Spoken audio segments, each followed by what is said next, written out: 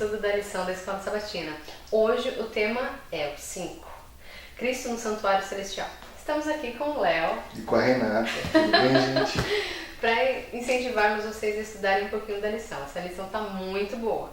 Vamos lá, hein? Vamos saber o que se trata o Santuário Celestial e o que Cristo tem a ver com isso. Né? Eu gostaria de começar com Hebreus, capítulo 9, versículo 11 até o 14, que fala assim, Léo: quando Cristo veio como sumo sacerdote dos benefícios agora presente, ele adentrou o maior e mais perfeito tabernáculo, não feito pelos homens, isto é, não permanece a esta criação, não por meio de sangue de bodes e de novilhos, mas pelo seu próprio sangue. Ele entrou no Santo dos Santos, uma vez por todas, e obteve eterna redenção. Ora, se o sangue de bodes e touros e as cinzas de uma ovelha espalhadas sobre os que estão cerimonialmente impuros os santificavam, de forma que tornavam exteriormente puros, quanto mais então o sangue de Cristo, pelo Espírito Eterno que se ofereceu de forma imaculada a Deus, purificará a nossa consciência de atos que levam à morte, de modo que sirvamos ao Deus vivo. Então vamos por partes aí. Tem muita coisa interessante nesse texto. E ele fala de um outro santuário, né? Um outro tabernáculo. Então a gente está falando de um templo. E ele está comparando esse outro tabernáculo que não está aqui na terra, né? O tabernáculo celestial, com o que acontece com esse templo, esse tabernáculo que está na terra. Sim. Certo? Então, só para a gente entender, talvez as pessoas que estejam ouvindo não conheçam muito bem o que se fazia no templo na época, né, de Israel, na época de Jesus, como é que funcionava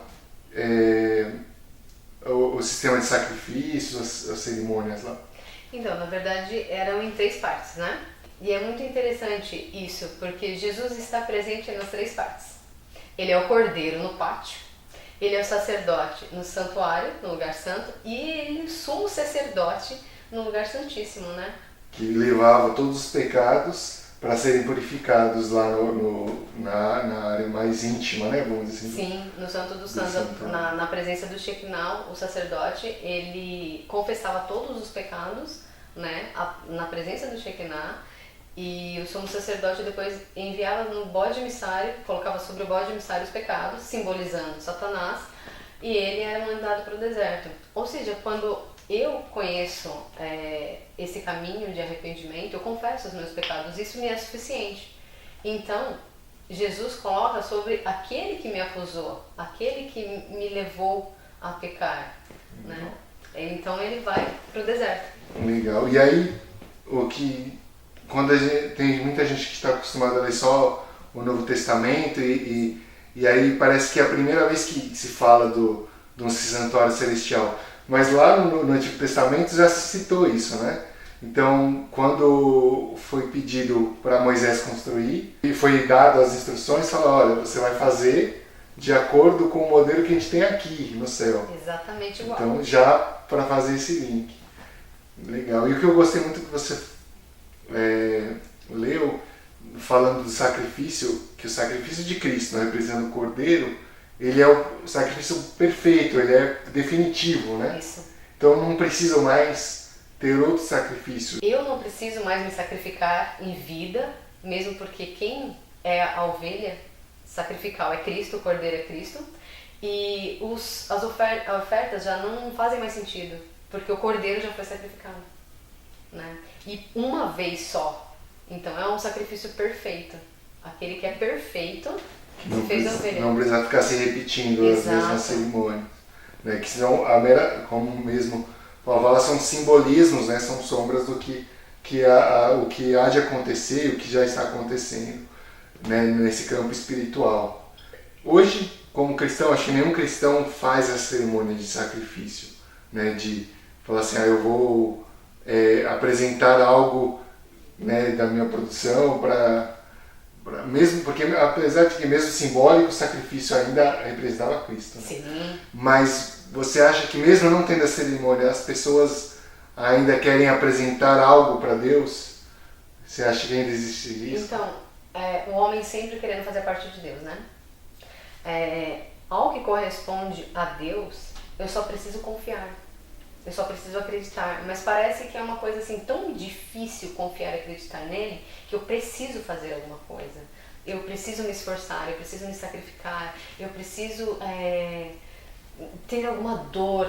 Porque parece que se não tiver um sacrifício, não tem glória, né? Como se a gente levasse alguma glória com isso. Com certeza tem aquela outra passagem que fala que está em Hebreus 9:22. Quase todas as coisas são purificadas com sangue. E sem derramamento de sangue, não há perdão. Só que foi do Cordeiro. Né? Não é do meu esforço, né? A minha vida. Muito legal isso. E aí, obviamente, entender então que o sacrifício de Cristo é suficiente. Isso é a crença, a fé em Cristo, né? A fé no que Ele fez e o que Ele faz. Mas, obviamente, isso não significa que a gente não vai sofrer, que não existe sacrifício nosso, mas não por uma salvação, mas sim para revelar quem Cristo é para as outras pessoas.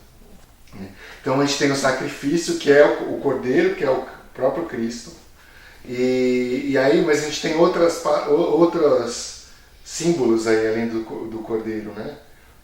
Que a gente tem aqui? Tem o sumo sacerdote. Sim, o sumo sacerdote. E é interessante que Jesus, ele ministra diante de Deus com os méritos dele. E às vezes a gente quer ministrar com os nossos méritos. E como sacerdote, ele ministrava com os méritos dele. E como sumo sacerdote, ele é como um juiz. Né? E Deus aceita plenamente. E o sumo sacerdote, você estava me contando então, que ele levava o simbolismo de todo o pecado de toda a congregação, assim, de toda a família, né? De todo Israel, e apresentava no Santíssimo. E lá, na presença do Shekinah. Na presença do Shekinah. Isso. Então estava lá a manifestação divina apresentando ele, então devia dar medo no sumo sacerdote. Né? Alguns sumos sacerdotes, eles eram amarrados com cordas, porque olha a importância que nós temos, né? De quando nós nos purificamos, nos santificamos para Deus. Não com pavor, medo, mas com oferta. Quando o sacerdote não estava puro, ou quando ele esquecia de confessar algo, ele era consumido. Então eles amarravam o sumo sacerdote com cordas e caso ele morresse, eles puxavam. Então era uma responsabilidade muito grande. E nós temos hoje um sumo sacerdote extremamente superior ao primeiro sumo sacerdote, que era Arão, a todos os outros. Muito importante isso. E aí, então ele apresentava, então hoje, o que a gente tem? Hoje Cristo, né, como o mesmo Paulo falou, entra no santuário e lá no Santíssimo, na presença de Deus, ou seja, ele subiu aos céus, ele apresenta todos os pecados confessados, todos os pecados que foram confessados e foram entregues no Cordeiro, né? Sim. Que foram, olha, está aqui o sacrifício, não é meu, mas é o Cordeiro, que é Cristo. Então ele traz isso e ele purifica. Então não é a gente que se purifica. Não importa o que eu faço. Quem purifica. Sim. Muito, muito legal. E a gente tem então esse santuário espiritual, né? Eu não gosto muito de usar a palavra celestial porque a gente coloca num lugar... longe, distante, né? Mas é um espiritual, no campo, né, espiritual. Mas a própria palavra nos fala que nós somos também santuário de Deus. E que Cristo pode viver na gente também, como santuário. Somos pequenos cristos. Somos pequenos cristos. Então como é que a gente pode imaginar? O que você pensaria aqui? Vamos lá. Cristo está purificando e ele está não só os meus pecados, mas os pecados de outros. Eu posso através da minha vida, outros podem sim. Isso, apresentar esse perdão que ele dá. Sim. É muito e de repente seja até mais simples. Às vezes a gente vai levar a eternidade inteira para entender o plano da redenção, né?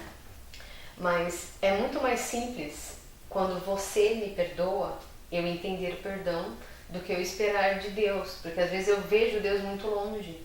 Né? E o Cristo que habita em você, porque eu sei que não é o Léo, mas o Cristo que habita em você me perdoando, fica muito mais fácil de eu entender um plano maior. através do micro eu vejo o macro.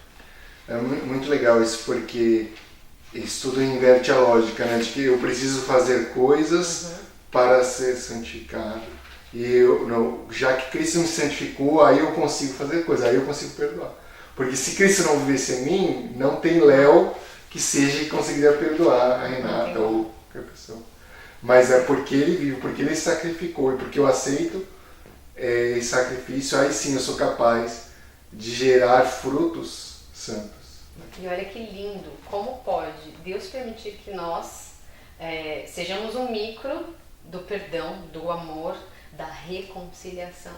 Esse é o plano da salvação, ele inclui o sacrifício, a intercessão e o juízo, que seria o fim do pecado, né? Perfeito, eu não tenho mais o que adicionar aqui para mim. Agora está com você, estudar mais. A gente deixou só 15 minutinhos, né, de um texto muito complexo, né, um tema bem complexo. Muito profundo, né, para entender e refletir e contemplar esse sacrifício. É só uma receitinha feita pela internet que você precisa fazer em casa. Beleza? Experimentar.